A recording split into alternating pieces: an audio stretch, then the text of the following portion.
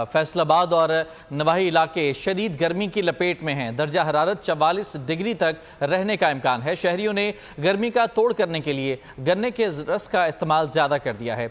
मजीद जानते हैं, bureau head गुलाम दस्तगीर हमारे साथ मौजूद हैं। जी गुलाम दस्तगीर, बताएगा, गर्मी बहुत ज़्यादा है, गन्ने का रस पिया जा रहा है। फैसलाबाद के शहरी और नवाही इलाके जो हैं वो शदीद गर्मी की लपेट में हैं।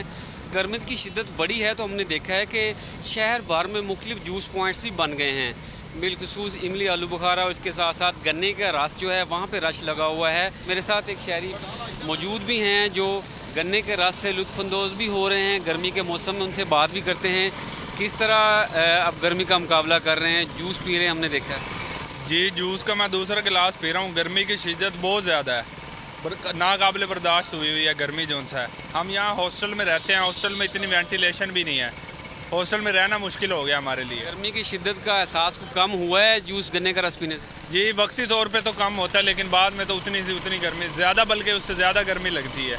बिलखुसूस गन्ने का रस जो है वो पसंद किया जा रहा है क्योंकि गन्ने का रस पीने से जो गर्मी का एहसास है वो कम होता है और ठंडा का एहसास होता है। शुक्रिया आपका तफसीलात के लिए। सब्सक्राइब करें और बेल दबाएं ताकि कोई खबर रह न जाए।